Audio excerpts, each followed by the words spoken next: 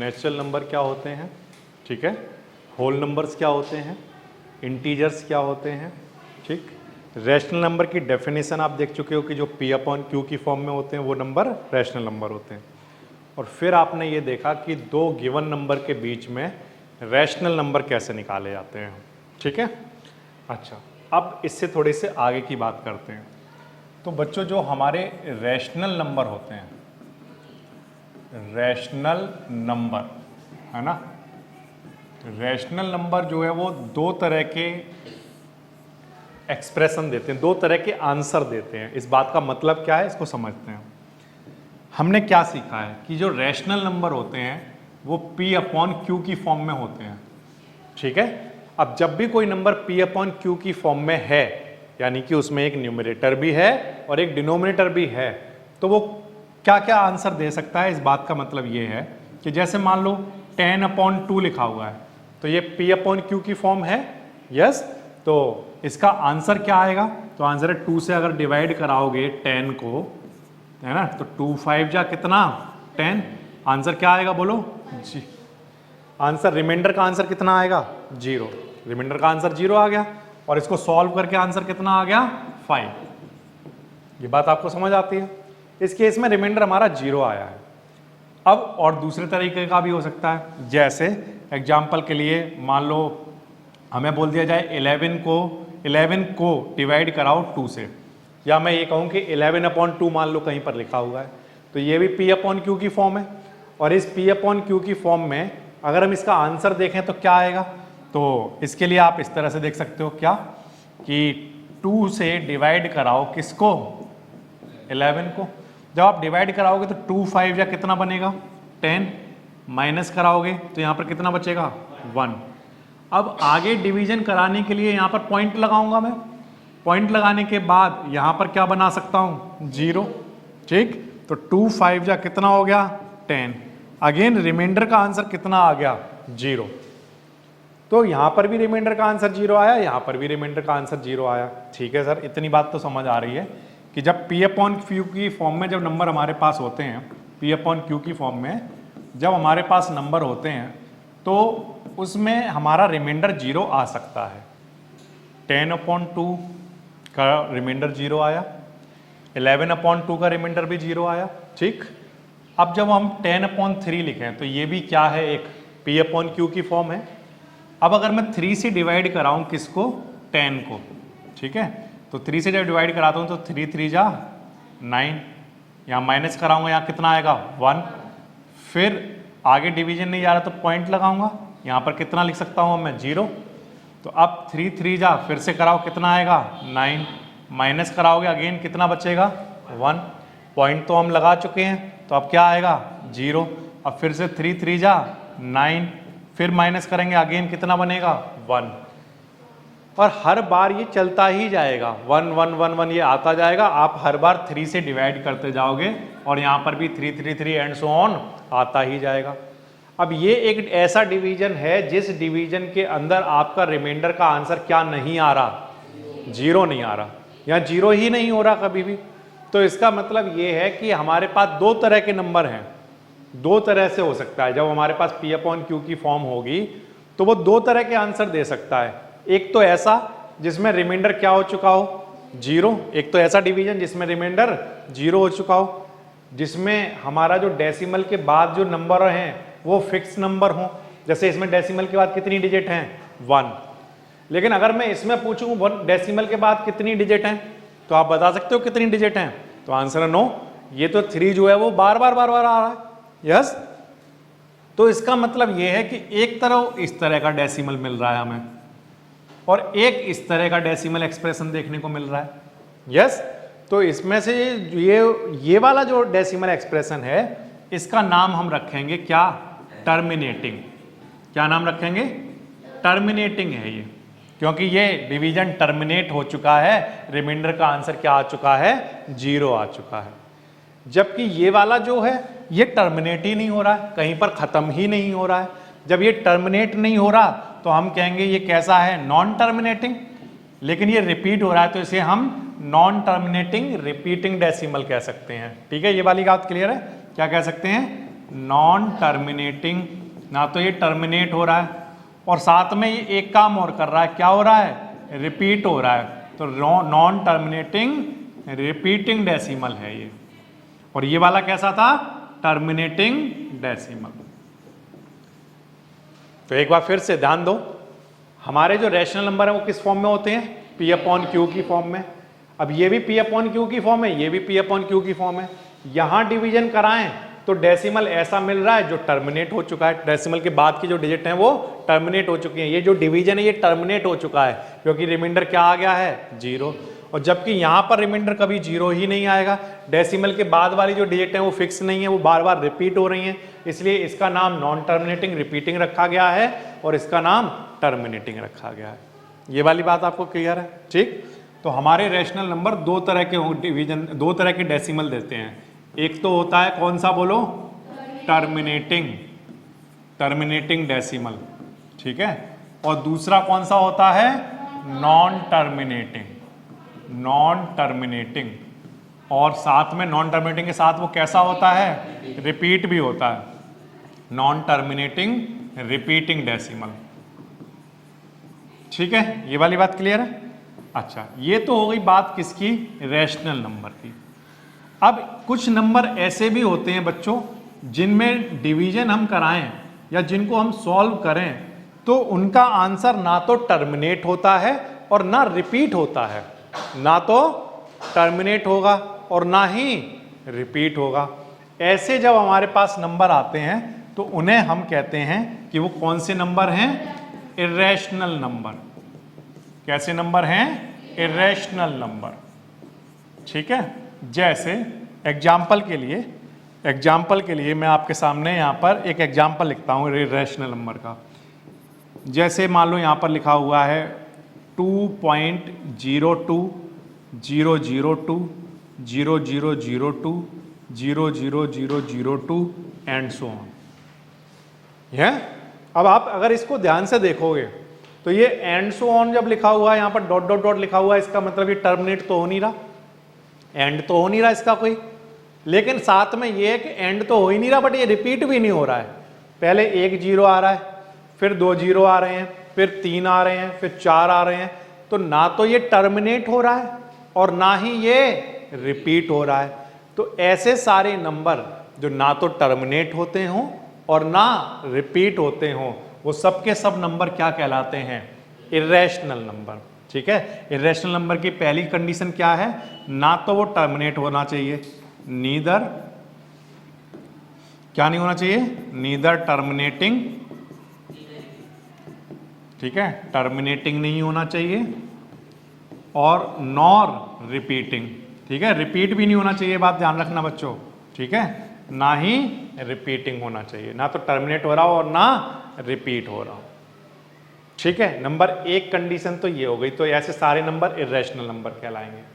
दूसरी बात बच्चों ये है कि अगर मान लो आपके पास एक ऐसा नंबर आ गया, जो कि कैसा नंबर है, एक परफेक्ट स्क्वायर रूट नहीं है, not a perfect square root, ठीक है। तो वो सारे नंबर भी इर्रेशनल होते हैं। जैसे एग्जाम्पल के लिए, जैसे 2 का अगर मैं रूट लगा दूं तो 2 का स्क्वायर रूट जो होगा वो परफेक्ट नहीं होगा, ठीक। अगर मैं 3 पर लगा दूं तो ये भी परफेक्ट नहीं होगा। अगर मैं 4 पर लगा दूं तो ये परफेक्ट है, इसको हमने पढ़ा, ये कितना होता है, रूट ऑफ 4 कितना होता है, 2 होता है, तो ये परफेक्ट है। लेकिन अगर मैं 5 पर लगा दूं तो ये नहीं होता है परफेक्ट, रूट 6 पर लगा दूं नहीं होता है, ठीक, रूट 6 भी नहीं होगा, है ना, 7 भी नहीं होगा सर, 8 भी नहीं होगा सर, 9 होगा सर, ये कितना होगा, है ना। तो इनमें से अगर आप यहां से रूट 1 को अगर लिखो, जैसे रूट 1 का आंसर क्या होता है, 1, तो यहां पर ये परफेक्ट स्क्वायर रूट है, ये परफेक्ट स्क्वायर रूट है, ये परफेक्ट स्क्वायर रूट है, ठीक। लेकिन जो बाकी के बच गए ये कैसे हैं, जो कि परफेक्ट स्क्वायर रूट नहीं रखते, इनके आंसर परफेक्ट स्क्वायर रूट नहीं है। तो अगर आप इनके आंसर लिखोगे तो इनके आंसर पता है कैसे आएंगे, इसके जैसे, ना तो वो टर्मिनेट हो रहे होंगे और ना रिपीट हो रहे होंगे। तो इसलिए ये सारे नंबर्स भी क्या हैं, इर्रेशनल नंबर। कैसे नंबर हैं, इर्रेशनल नंबर, ठीक है, इर्रेशनल नंबर। ये इनके एग्जाम्पल हो गए, ये समझ में आ गया, ठीक। तो ऐसे वो नंबर जो परफेक्ट स्क्वायर रूट नहीं है वो सबके सब इर्रेशनल की कैटेगरी में आते हैं, ठीक। अच्छा, क्यों आते हैं ये समझ में आता है, क्योंकि अगर मैं इनकी वैल्यूज लिखूं, इनके आंसर लिखूं, तो वो इसके जैसे दिखाई देंगे, ठीक है। अच्छा, फिर इसके बाद तीसरी बात और ध्यान से समझने वाली है कि वो ना ही परफेक्ट क्यूब हो, not a perfect cube root, ठीक है, ना तो जिसका परफेक्ट क्यूब रूट निकाला जा सकता हो। जैसे एग्जाम्पल के लिए अगर आप 1 का क्यूब रूट निकालोगे तो वो 1 आ जाएगा, लेकिन अगर 2 का निकालोगे, 2 का क्यूब रूट, तो इसको सॉल्व करोगे तो ये परफेक्ट नहीं है। 3 का करोगे, नहीं है, जैसे यहाँ पर लिख देता हूँ 3 का भी नहीं है, 4 का भी क्यूब रूट नहीं है ना, 5 का भी क्यूब रूट नहीं है, 6 का भी नहीं है, 7 का बोलो नहीं है, बट 8 का है, कितना, 2। 1 का क्यूब रूट 1 और 8 का क्यूब रूट कितना, 2। 8 के क्यूब रूट का मतलब समझ रहे हो, 2 की पावर 3 कराते हैं तभी तो 8 आता है, तो इसकी पावर ये कराओ तो ये आ जाना चाहिए। ऐसे इसमें होता है, यहाँ पर अगर कुछ नहीं लिखा है तो मतलब क्या लिखा हुआ है बोलो, 2 लिखा हुआ है ना। ऐसे जैसे मान लो यहाँ √4 लिखा हुआ है, यहाँ कुछ भी नहीं लिखा हुआ है तो मतलब क्या लिखा हुआ है, 2, तो इसका आंसर यही तो आता है। अब इसकी पावर ये आ जाए, जैसे इसकी पावर ये कराएं तो ये आंसर आना चाहिए, तो हम कहेंगे ये परफेक्ट है। ऐसे यहाँ पर 2 की पावर 3 कराओगे तो कितना आंसर आएगा, 8, तो ये परफेक्ट क्यूब रूट है, ठीक है। अच्छा, तो ऐसे सारे नंबर जो परफेक्ट क्यूब रूट ना हो वो सब के सब क्या कहलाएंगे बोलो, इर्रेशनल नंबर। अब ये बात ध्यान रखना कि 4 का क्यूब रूट हो तो वो कैसा नंबर होगा, इर्रेशनल, लेकिन 4 का रूट हो तो वो इर्रेशनल नहीं होगा, वो कैसा नंबर होगा, रैशनल नंबर। ये बात ध्यान रखना, ठीक है। तो इसलिए कभी कंफ्यूज मत होना कि एग्जाम में जैसे कहीं 4 दिखा तो सीधा लिख दिया रैशनल, नहीं, ये चेक कर लेना कि 4 की पावर क्यूब रूट तो नहीं है कहीं, ये इसकी पावर 1/3 तो नहीं है, ये चेक कर लेना। तो वो सारे नंबर जो परफेक्ट स्क्वायर रूट नहीं है, जो वो सारे नंबर जो परफेक्ट क्यूब रूट नहीं है, उन सारे नंबर्स को हम क्या कहते हैं, इर्रेशनल नंबर। क्योंकि अगर हम इनको सॉल्व करें तो इनके आंसर कैसे आएंगे, ना तो टर्मिनेट हो रहे होंगे और ना ही रिपीट हो रहे होंगे। इसके बाद एक बात और भी ध्यान रखने वाली है कि आप लोगों ने चाहे छोटी क्लासों में भी कहीं पर पढ़ा होगा ये टर्म पाई, ऐसा देखा है, पाई। तो पाई जो है ये भी एक कैसा नंबर है, इर्रेशनल नंबर है। इर्रेशनल नंबर क्यों माना गया है इसको, क्योंकि पाई की जब ये हम वैल्यू लिखते हैं तो वो ना तो टर्मिनेट हो रही होती है और ना ही रिपीट हो रही होती है। अब कहीं पर अगर 15-20 लाख डिजिट बाद कहीं रिपीट होती होगी तो होती होगी, लेकिन जब वो बहुत लंबे टाइम तक रिपीट नहीं हो रही तो हमने क्या कह दिया कि वो ना तो टर्मिनेट हो रही है और ना रिपीट हो रही है, इसलिए पाई भी कैसा नंबर है, इर्रेशनल। ये बात तो आ गई समझ में।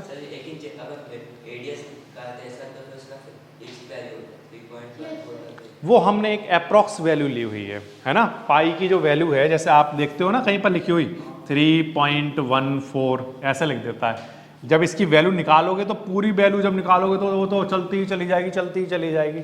अब उसमें से हमने आगे की कितनी डिजिट ले ली हैं, 2, है ना, पॉइंट के बाद 2 डिजिट तक हमने केवल ले लिया 3.14। ये समझ आ रहा है, ऐसे ले लिया। और ये जो 3.14 है, ऐसा ही आंसर कुछ 22/7 पर आता है, तो इसलिए पाई की वैल्यू आपने देखी होगी 22/7 भी होती है। अब इसका मतलब ये नहीं है कि पाई तो सर 22/7 होता है तो ये तो रैशनल नंबर होना चाहिए, नहीं, ठीक है। ये बस कंसीडर कर लिया गया। आगे ये देखो बहुत बड़ा होता होगा, ये नॉन टर्मिनेटिंग है ना तो टर्मिनेट हो रहा होगा और ना ही रिपीट हो रहा होगा। तो अब हम पाई की वैल्यू लिखें तो क्या हर बार इतनी लिखेंगे, जब कैलकुलेशन लिखेंगे, कैलकुलेशन करेंगे तो इतनी नहीं लिखेंगे, तो हमने इतनी सी ले ली है। और ये जो वैल्यू है ये लगभग किसके इक्वल होती है, 22/7 के, इसलिए पाई को 22/7 कह देते हैं हम, इसके इक्वल ले लेते हैं कैलकुलेशन पर्पज के लिए, ठीक है। लेकिन पाई कैसा नंबर है, इर्रेशनल। ये बात ध्यान रखना। ये वाली बात क्लियर है बच्चों आपको, ठीक है। अच्छा, तो ये चारों चीजें पहचान गए आप, क्या क्या कंडीशन है इर्रेशनल नंबर की, ये पहचान गए, ठीक है। पहला क्या है ना तो टर्मिनेट हो रहा हो ना रिपीट हो रहा हो। दूसरा क्या है, ना तो परफेक्ट स्क्वायर रूट होना चाहिए। तीसरा क्या है, ना तो परफेक्ट क्यूब रूट होना चाहिए। और चौथा क्या है, पाई एक इर्रेशनल नंबर है। ठीक, जब इतनी बात आप जान जाते हो तो आप दो तरह के नंबर जान चुके। दो तरह के मतलब हम रैशनल नंबर जान चुके जो पी अपॉन क्यू की फॉर्म में होते हैं, हम इर्रेशनल नंबर भी जान चुके जो ना तो टर्मिनेट होते हैं ना रिपीट होते हैं। अब मान लो हमें रैशनल नंबर भी पता है और इर्रेशनल नंबर भी पता है, इन सारे नंबर को सर मिला दें तो सारे नंबर को मिला दें, टर्मिनेटिंग, नॉन टर्मिनेटिंग डेसिमल और ऐसे भी जो ना तो टर्मिनेट होते हो और ना रिपीट होते हैं, ऐसे सारे नंबर मिला दें तब क्या होगा। तो आंसर है, तब हमारे सामने जो सिचुएशन बनेगी हम कहेंगे ये जो सारे नंबर हैं वो कैसे नंबर हैं, रियल नंबर्स।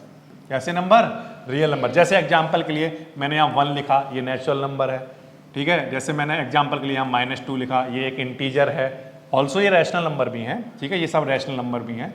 और जैसे मैंने यहाँ पर 3/5 लिखा, या मैंने यहाँ पर सपोज करो एग्जांपल के लिए 10/3 लिखा, या मैंने यहाँ पर √2 लिखा, या यहाँ पर मैंने √3 लिखा, या यहाँ पर मैंने √7 लिखा, ठीक है, ये सब कुछ लिखा। या मैंने यहाँ पर 1.01 001 0001 00001 एंड सो ऑन, ये सारे नंबर एक जगह लिखे हुए हैं बोर्ड पर। अब अगर किसी बच्चे से पूछा जाए कि ये क्या लिखा हुआ है बोर्ड पर, कौन से नंबर लिखे हैं, तो वो कहेगा सर इसमें कुछ रैशनल नंबर लिखे हुए हैं और कुछ इर्रेशनल नंबर लिखे हुए हैं। और अगर मुझे एक वर्ड में बताना हो कि ये कैसे नंबर लिखे हैं तो हम क्या कहेंगे, ये कैसे नंबर लिखे हुए हैं, रियल नंबर्स। यानी कि रियल नंबर्स जो होते हैं, यानी कि ये जो रियल नंबर्स होते हैं ये किस किस से मिलकर बने होते हैं। तो आंसर है, जितने भी रैशनल नंबर हैं वो सब के सब क्या हैं, रियल नंबर, और जितने भी इर्रेशनल नंबर हैं वो भी सब क्या हैं प्यारे बच्चों, रियल नंबर। इस बात का मतलब ये है कि आपने आज तक क्लास 9 तक आते आते जितने भी नंबर पढ़े हैं कहीं पर भी किसी बुक में, ठीक, या आपकी आंखों के सामने जितने भी नंबर निकल कर गए हैं वो सब के सब क्या हैं, रियल नंबर्स। ये बात आई आपको समझ में, ठीक। जितने भी रैशनल नंबर हैं वो सब के सब कैसे हैं, रियल नंबर। अब फिर से सुनना, जितने भी इर्रेशनल नंबर हैं वो सब के सब क्या हैं, क्या जितने भी रियल नंबर हैं वो सब रैशनल हैं, नो। क्या जितने भी रियल नंबर हैं वो सब रैशनल हैं, नो। वो क्या हो सकते हैं, क्या जितने भी रियल नंबर हैं वो सब इर्रेशनल हैं, नो। वो क्या हो सकते हैं। ये बात समझ में आ गई। तो अगेन वही वाला रूल है ऊपर से नीचे वाला कि अगर हमसे ये पूछा जाए क्या जितने भी रैशनल नंबर हैं वो सब रियल नंबर हैं, तो आंसर है यस। क्या लेकिन जितने भी रियल नंबर हैं वो सब कैसे हैं, रैशनल या इर्रेशनल, तो आंसर क्या दोगे, नो। अब बिल्कुल वैसे ही इसको याद कर लेना, ठीक है। अगर नीचे से ऊपर की तरफ अगर पूछा जाए तो अब आपको आंसर क्या देना है, यस। पहले क्या देते थे, नो। और अब अगर ऊपर से नीचे की तरफ पूछा जाए सिर्फ इसका ये या सिर्फ इसका ये, तो आंसर क्या देना है, नो। क्लियर है ये बात, यस, ओके। अब फिर से जब आप ये कह रहे हो कि जितने भी नंबर यहां बोर्ड पर लिखे हुए हैं वो सब रियल हैं, तो क्यों ना एक नंबर लाइन बनाई जाए। एक नंबर लाइन बना लेते हैं, ठीक है। ये मैंने एक नंबर लाइन बनाई। अब नंबर लाइन पर तो कैसा भी नंबर हो सकता है, मतलब नंबर लाइन पर 0 हो सकता है, हाँ हो सकता है, 1 हो सकता है, हाँ। अब 0 और 1 के बीच में 1/2 हो सकता है क्या, यस। यहां पर -1 हो सकता है, यस। लेकिन यहां -1/2 भी तो हो सकता है, यस। तो कुछ भी हो सकता है sir, negative number, positive number, है ना। जितने भी रैशनल नंबर है वो सब हो सकते हैं नंबर लाइन पर। और क्या सर इस पर कहीं पर इर्रेशनल नंबर हो सकते हैं, तो आंसर है हाँ हो सकते हैं। यहां पर कहीं ना कहीं पर ये √2 आता होगा, कहीं ना कहीं पर √2 भी आता होगा, हर हाल में आता होगा बच्चों, ठीक है। √2 भी आता होगा, कहीं ना कहीं कोई ना कोई ऐसा नंबर आता होगा जहां पर √3 भी आता होगा। क्या आता होगा, √3 भी आता होगा, जरूर कुछ ना कुछ एक पॉइंट जरूर रहा होगा, ठीक है। मैं आपको रिप्रेजेंट करके दिखाऊंगा कि इर्रेशनल नंबर को नंबर लाइन पर कैसे रिप्रेजेंट करते हैं, वो बात की बात है। लेकिन मैं अभी आपसे ये कह रहा हूं कि जितने भी रैशनल नंबर हैं और जितने भी इर्रेशनल नंबर है उन सबको नंबर लाइन पर रिप्रेजेंट किया जा सकता है, ठीक है। अब जो नंबर लाइन है उस पर बहुत सारे पॉइंट हो गए। देखो ध्यान से अगर मैं आपको दिखाऊं, देखो ये क्या है, एक पॉइंट, ये पॉइंट किसको रिप्रेजेंट कर रहा है, -1 को। ये पॉइंट किसको रिप्रेजेंट कर रहा है, ये पॉइंट किसको रिप्रेजेंट कर रहा है, √2 को, ये √3 को। इसका मतलब नंबर लाइन पर कोई भी पॉइंट हो, अब जैसे मैं अगर अभी किसी बच्चे से पूछूं कि ये वाला जो पॉइंट है ये किसको रिप्रेजेंट कर रहा है, तो कोई बच्चा बोला इरेशनल नंबर को, कोई बच्चा बोला, मैंने पूछा अच्छा बताना ये वाला जो पॉइंट है ये किसको रिप्रेजेंट कर रहा है, ए पॉइंट, तो वो एक बच्चा बोला रैशनल नंबर को। फिर मैंने कहा अच्छा ये वाला पॉइंट बताना किसको रिप्रेजेंट कर रहा है, तो हो सकता है सर वो रैशनल हो सकता है वो इरेशनल हो, लेकिन एक बात की गारंटी है कि वो कैसा नंबर होगा, बोलो। तो इसका मतलब नंबर लाइन पर जितने भी पॉइंट हैं वो सब किसको रिप्रेजेंट करते हैं, आप रैशनल इरेशनल कहना भूल जाओ, किसको रिप्रेजेंट करते हैं, ये बात समझ में आ रही है। So every point on the number line represent real numbers, ठीक है। और जितने भी इरेशनल नंबर हैं उन सबको रिप्रेजेंट किया जा सकता है कहां पर, नंबर लाइन पर। यह बात आपको समझ में आती है, क्लियर है ये बात, ठीक। अब क्वेश्चन ये बनता है कि हमने सर ऐसी वाली नंबर लाइन तो देखी है 8th क्लास में के लेवल पर, जिसमें 1 2 3 4 5 और ये सब लिखे होते थे, रैशनल नंबर इस तरह के 1/2 वगैरह भी हम सीख कर आ चुके हैं, लेकिन हमें ये नहीं आता कि ये कैसे रिप्रेजेंट करेंगे, ये कहाँ होता होगा, हमें कैसे पता चलेगा। तो उसके लिए बच्चों मैं आपको इन नंबर्स को रिप्रेजेंट करके दिखाता हूँ। उसके लिए मैं एनसीईआरटी का एग्जाम्पल नंबर 3 ले रहा हूँ, example number 3, locate √2 on number line, locate √2 on number line, ऐसा क्वेश्चन आया, ठीक है। आसान सा क्वेश्चन है, कैसे करेंगे। इसके लिए आपको ये करना पड़ेगा, पहले तो एक नंबर लाइन बनानी है, नंबर लाइन नहीं लाइन बनानी है, बस आप इतना, ठीक है। क्या बनानी है, कोई भी एक लाइन, ठीक है। उस लाइन पर एक कोई पॉइंट कंसीडर करना है आपको, कोई भी एक पॉइंट, उसका कुछ नाम रख देना, मान लो ओ रख दिया हमने, ठीक है। अब यहां से 1 सेंटीमीटर दूर, जैसे अगर मान लो ये 0 माना आपने, क्या माना, 0, तो इससे 1 सेंटीमीटर दूर कौन रहा होगा, 1, तो मैं वही कह रहा हूं, लेकिन यहां पर मैं वो वाली नंबर लाइन की बात नहीं कर रहा हूं। इस लाइन पर कोई एक पॉइंट मान लेना O, और इससे 1 सेंटीमीटर दूर एक कोई दूसरा पॉइंट बना लेना, उसका कुछ भी नाम रख देना, मान लो A। ये कितनी दूर बनाया मैंने, 1 सेंटीमीटर दूर बनाया है। यहां तक बात आगे समझ में। फिर से क्या करना है, एक कोई भी लाइन खींच लेंगे ऐसे ही, उस पर कोई एक पॉइंट बना लेंगे, उससे 1 सेंटीमीटर दूर एक और पॉइंट बना लेंगे, ठीक है यहां तक। अब क्या करेंगे सर, अब इसके बाद जो आपने ज्योमेट्री सीखी है उसमें 90 डिग्री का एंगल बनाना सीखा होगा, ऐसा कुछ बनाना सीखा है ना, और यहां से ये 90 डिग्री का एंगल बन जाएगा, ठीक। अब इस 90 डिग्री के एंगल जब आप बनाओगे तो A से 1 सेंटीमीटर का एक कट लगाना है। A से कितने का कट, 1 सेंटीमीटर। 1 सेंटीमीटर कंपास में लोगे, स्केल से 1 सेंटीमीटर कंपास में लोगे, A पर रखोगे और क्या लगा दोगे, कट। कितने सेंटीमीटर का, 1 सेंटीमीटर का एक कट लगा दिया, और इस पॉइंट का कुछ नाम रख देना, मान लो B। फिर से क्या करना है, एक लाइन खींचनी है, उस पर एक पॉइंट बना लेना है, उस पॉइंट से 1 सेंटीमीटर दूर दूसरा पॉइंट बना लेना है, और उस पॉइंट पर कितने का एंगल बनाना है, 90 डिग्री का। 90 डिग्री का एंगल बनाने के बाद A से कितने सेंटीमीटर का कट लगाना है, 1 सेंटीमीटर। फिर बच्चों ज्वाइन कर देना है, किसको, O से B को, O से B को ज्वाइन कर देना है, ठीक। O से B ज्वाइन कर दिया। अच्छा, अब बच्चों एक बात ध्यान से सुनो कि यहां पर एंगल कितने का बनाया था आपने, 90 डिग्री का बनाया था। तो यहां पर बेसिकली मेरे पास एक ट्राइंगल बन के तैयार हो चुका है, ये B है, ये A है, और ये O, और ये कितना है, 90 डिग्री। इस ट्राइंगल में हम पाइथागोरस थ्योरम लगा सकते हैं, ये जबकि 1 सेंटीमीटर का है और ये भी 1 सेंटीमीटर का है। तो अगर मैं इसमें पाइथागोरस थ्योरम लगाऊं तो पाइथागोरस थ्योरम के अकॉर्डिंग हाइपोटेन्यूज का स्क्वायर इक्वल रहा होगा किसके, बोलो, परपेंडिकुलर स्क्वायर प्लस बेस का स्क्वायर, ठीक है। अब यहां पर 1 का स्क्वायर 1, 1 का स्क्वायर 1, 1 और 1 2, और इधर क्या चल रहा था बताइए, ओ बी का स्क्वायर। अब स्क्वायर हटाओगे तो इधर क्या आ जाएगा, तो इसका मतलब ये जो ओ बी है ये किसको रिप्रेजेंट करता होगा, √2 को। ये जो ओ ए था कितना था 1 सेंटीमीटर, ये जो ओ बी था ये कितना बनाया 1 सेंटीमीटर।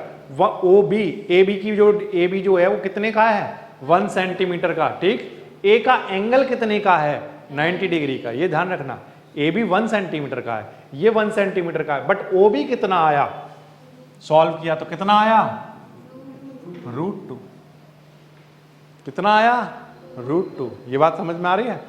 अब ये तो सर √2 आ गया, अब इसे नंबर लाइन पर कैसे लेके आए। मैं ये बोल रहा था आपको कि अगर मैं स्केल को ऐसा रखूं तो यहां से अगर मैं मेजर करूं तो कितना, मान लो जैसे 2 सेंटीमीटर, ठीक। और अगर मैं स्केल को ऐसा रखूं तब भी क्या रहेगा 2 सेंटीमीटर। तो वही सेम चीज यहां भी तो अप्लाई होगी। अगर ये यहां से लेकर मैंने यहां से रखा 0 से, और ये कितना है, अगर मैं यहाँ तक मेजर करूँ तो 2 सेंटीमीटर है, तो अगर मैं यहाँ पर मेजर कर दूँ उसको, अगर मैं ऐसे खींच के यहाँ ले आऊँ तो ये भी कितना हो जाएगा, बोलो कितना हो जाएगा 2 सेंटीमीटर हो जाएगा या नहीं हो जाएगा, हाँ या ना। ऐसे सेम ये सोचो कि अगर ये यहाँ से लेकर यहाँ तक अगर हम मेजर करें तो स्केल में ये चीज़ कितनी होती होगी, तो आंसर है √2। कितनी √2। अब अगर इसको नंबर लाइन पर लाना है तो इस लाइन को हमें क्या करना पड़ेगा, बस यहीं पर तो लेकर आना पड़ेगा, इसको ऐसे तो घुमाना पड़ेगा, हाँ या ना, ठीक। ये बात आपको समझ आ रही है। अगर स्केल में ये 2 होता, ठीक है, और अगर स्केल ऐसा कर देते तो ये क्या कितना होता, अभी भी 2। तो ऐसे ही ये √2 है तो अभी भी कितना हो जाएगा √2। तो आपको बस घुमाना है, तो घुमाओगे कैसे, ऐसे कंपास को यहाँ तक खोलोगे और इसको नंबर लाइन पर यहाँ पर लेकर आओगे, और ये जो पॉइंट आपको मिलेगा नंबर लाइन पर ये किसको रिप्रेजेंट कर रहा होगा, √2 को रिप्रेजेंट कर रहा होगा। ये बात आ गई आपको समझ में। तो एक बार सारे स्टेप फिर से, सबसे पहले क्या करनी है, एक लाइन खींचनी है, ठीक है। उसके वो उस पर कोई एक पॉइंट कंसीडर कर लो O, ठीक। वहां से 1 सेंटीमीटर दूर आपने क्या करना है, एक पॉइंट बनाना है। ये जो O है दरअसल ये 0 है, कितना है 0, और ये जो A है ये दरअसल नंबर लाइन पर अगर मैं दिखाऊं तो ये 0 है और ये कितना है, तो ये 1 सेंटीमीटर हो गया, ठीक। फिर यहां से ऊपर 90 डिग्री वाला आप एंगल बनाओ और उससे 1 सेंटीमीटर का कट लगा दो, तो ये भी कितना हो गया 1। अब ये 1 है, ये 1 है और ये 90 डिग्री है, तो हमें पता चल गया पाइथागोरस थ्योरम से कि ये चीज कितनी निकल कर आएगी √2। फिर आपने देखा अच्छा ये √2 है, तो अगर मैं इसको सीधा कर दूं लाकर तो ये क्वांटिटी भी क्या होगी √2। ये समझ में आ गई। अगर ये डिस्टेंस अगर पूछी जाए ये डिस्टेंस कितनी होगी तो ये कितनी रही होगी √2 रही होगी, ठीक है।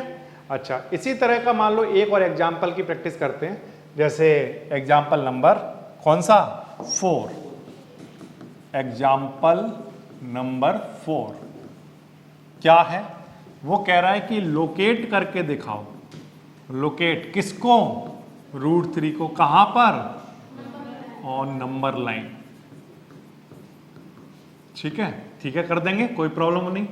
सबसे पहले हमें क्या खींचनी है, एक लाइन जिस पर हम सबसे पहले पॉइंट कंसीडर करेंगे O दरअसल ये 0 ही है, आप ऐसा समझना, ठीक है। अब इससे 1 सेंटीमीटर दूर कोई एक और पॉइंट कंसीडर कर लो A, तो ये 1 सेंटीमीटर हो गया। देखो इसमें से ये 0 रहा होगा और ये 1, ये बात आ गई समझ में। अब आप क्या करोगे, 90 डिग्री पर 90 डिग्री का एंगल बनाओगे और वहां पर ये लाइन खींच दोगे, ठीक है। लाइन खींचने के बाद पॉइंट A से कितने का कट लगाओगे, 1 सेंटीमीटर का कट लगाओगे। कितने का कट, 1 सेंटीमीटर का कट, और यहां पर इस पॉइंट का क्या नाम रख दोगे, B पॉइंट, ठीक। अच्छा, अब O से लेकर B तक ज्वाइन करा दोगे, ठीक। अब हमें क्या बनाना है, √3, लेकिन सर आपने ये तो √2 वाला बना रहे हो, तो आंसर पहले √2 ही बनाना पड़ेगा। क्या बनाना पड़ेगा, √2 ही बनाना पड़ेगा, ठीक है। बनाओ सर। तो हमें पता है कि ये OB कितना आएगा, हाँ या ना। अगर ये 1 है, ये 1 है, तो ये कितना आएगा √2 निकल कर आएगा। लेकिन √2 थोड़ी बनाना है, क्या बनाना है √3। अब √3 कैसे बनाएंगे, तो देखो उसकी बात ध्यान से समझो। ये जो आपकी लाइन चल रही है OB वाली, इस पॉइंट B पर आप 90 डिग्री का एंगल बनाओ। कितने का, 90 डिग्री का एंगल बनाओ, ठीक। और इस बी से 1 सेंटीमीटर का एक कट लगाओ और इस पॉइंट का कुछ नाम रख दो, मान लो सी। कितने का कट लगाना है? जो काम आप बच्चों यहां कर रहे थे ना, वही सेम काम आप वहां करना शुरू कर दिया हो आपने। अब पहले आपने ए से ये क्या किया था, 90 डिग्री का एंगल बनाया था। अब आप क्या कर रहे हो, बी से 90 डिग्री का एंगल बना रहे हो। पहले यहां से 1 सेंटीमीटर का कट लगाया था, अब बी से 1 सेंटीमीटर का कट लगा रहे हो। फिर आपने बताओ क्या किया था, बी से ओ क्या कर दिया था, ज्वाइन। अब सी से ओ क्या कर दोगे, ज्वाइन। जब आपने सी से ओ ज्वाइन किया, देखना ध्यान से, जब आपने सी से ओ ज्वाइन किया तो आपके पास एक ट्रायंगल आ चुका है। ध्यान से देखना, एक ट्रायंगल आ चुका है। कैसा?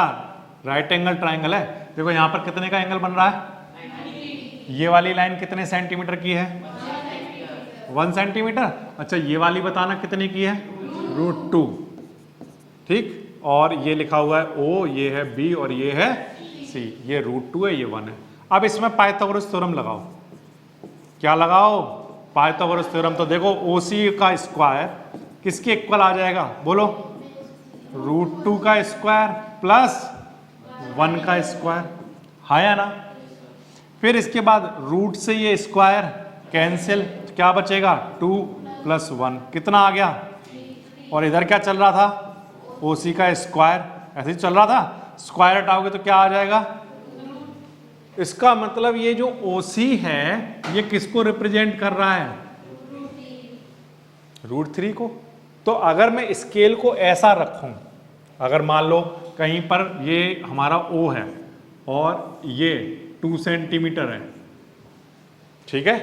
अब अगर आप मेजर करोगे यहां से लेकर यहां तक तो ये 2 सेंटीमीटर ही तो आ जाएगा, स्केल में 2 सेंटीमीटर ही तो आ जाएगा। और अगर मैं उस चीज को ऐसे ना मेजर करके ऐसे कर दूं तो ये वाली लाइन भी कितने की रही होगी, 2 सेंटीमीटर की। अगर मैंने इसी को आगे बढ़ा दिया है ऐसे, इसी को आगे लेकर आ गया, और बढ़ाऊंगा कैसे आगे, ये रखा है ऐसे, और इसी को क्या कर रहा हूं, ये देखो, ये फिक्स कर दिया मैंने क्या कर दिया, फिक्स कर दिया। और इसी लाइन को मैं क्या कर रहा हूं, आगे लेकर आ रहा हूं, ठीक है। इसी लाइन को आगे लेकर आ रहा हूं। तो देखना कैसे लाओगे, इसको ऐसे ऐसे घुमाओगे तभी तो आएगा, ये ऐसे घुमाओगे तो ये वाली लाइन यहां आ जाएगी। तो अगर ये 2 सेंटीमीटर है तो ये भी 2 सेंटीमीटर। ऐसे ही बच्चों ये √3 है, तो इस लाइन को भी क्या करना है, आपको घुमाना है। ये फिक्स रहेगा O से, तो O as a centre, OC as a radius. आपको क्या करना है, इसको यहां लेकर आना है। तो यहां जब लेकर आओगे तो ये कितना मिलेगा, बोलो।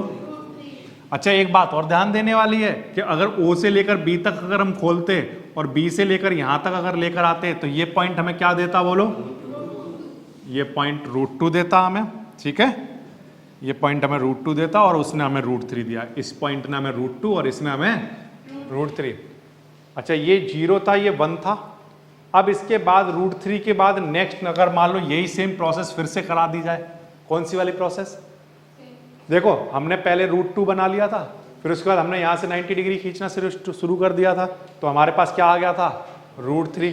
अब मान लो अगर किसी बच्चे ने C पर 90 डिग्री खींचना शुरू कर दिया तो, और फिर 1 सेंटीमीटर का कट लगा दिया तो, और इसका नाम D रख दिया तो, और उसको O से ज्वाइन कर दिया तो ये क्या आ जाएगा, ये बात आ रही है समझ में, √4। और फिर यहां से लेकर यहां तक मेजर करोगे और इसे आगे लेकर आओगे तो क्या मिलेगा। और फिर मान लो किसी बच्चे ने यहां 90 डिग्री का एंगल बना दिया तो, और यहां पर 1 सेंटीमीटर का कट लगा दिया तो, और उसको इससे ज्वाइन करा दिया तो क्या बन जाएगा। और यहां से लेकर यहां तक कंपास खोला और इसको आगे लेकर आए तो क्या मिल जाएगा। इसका मतलब कितना भी बड़ा नंबर हो हम सब बना सकते हैं। ये बात आ रही है आपको समझ में, ठीक है। तो जितना मान लो जैसे आपने √2 बना लिया, जैसे √2 बना लिया तो √2 के बाद √2 में एक ऐड कर दो, 1 ऐड कर दो, तो वो वाला नंबर आपका जो नेक्स्ट है वो बन जाएगा बड़े आसानी से, हाँ या ना। अगर मान लो ये n है तो n+1 वाला नंबर कैसे बनेगा, पहले n बना लो, उसके बाद क्या बन जाएगा, n+1। समझ रहे हो ये बात, पहले क्या बना लो तो फिर नेक्स्ट क्या बन जाएगा, n+1 का रूट बन जाएगा। मतलब मैं ये कह रहा हूं अगर √3 बनाना है तो पहले क्या बना लो, √2। अगर √4 बनाना है तो पहले क्या बना लो, अगर रूट 5 बनाना तो पहले क्या बना लो, नहीं रूट 4 को बनाने की तो जरूरत ही नहीं है। क्यों? क्योंकि रूट 4 किसके इक्वल होता है? अरे तो क्यों इतना सारा वो करेंगे? रूट 4 तो 2 के इक्वल होता है। यहाँ से 2 सेंटीमीटर लो, कट लगाओ, हो गया। रूट 4 किसके इक्वल होता है? तो उसके लिए इतना सब करने की जरूरत नहीं है सर। ये बात आ रही है समझ में? रूट 4 किसके इक्वल होता है? और अगर 2 बनाने के लिए दिया जाए तो क्या करेंगे? तो आंसर है स्केल में ऐसे लेंगे 2 सेंटीमीटर, यहाँ से लेकर कट लगा देंगे। तो ये कितना आ जाएगा? रूट 4, क्योंकि रूट 4 तो 2 के इक्वल होता है ना। आया ना? उसमें करने की जरूरत नहीं है। लेकिन हाँ, अगर रूट 4 को भी ऐसे बनाना हो तो ऐसे बनाया जा सकता है। तो रूट 4 बनाने के लिए रूट 3 बना लो, रूट 5 बनाने के लिए रूट 4 बना लो, ऐसे बनाते जाओ। कितने भी नंबर आप बना सकते हो नंबर लाइन पर, सारे रूट वाले नंबर रिप्रेजेंट किए जा सकते हैं। बस ऐसे करते चले जाओ, करते चले जाओ। रूट 6 बनाना हो तो क्या करना पड़ेगा? यहाँ पर फिर से 90 डिग्री बनाओ, फिर 1 सेंटीमीटर कट लगाओ, फिर यहाँ ज्वाइन कराओ, तो क्या बन जाएगा? इस तरह से। कोई भी सपना साकार करने के लिए सबसे जरूरी है सही कोच का होना। चुनिए GS क्लासेस को और करें अपने बोर्ड एंड JEE का सपना साकार। Download the app now.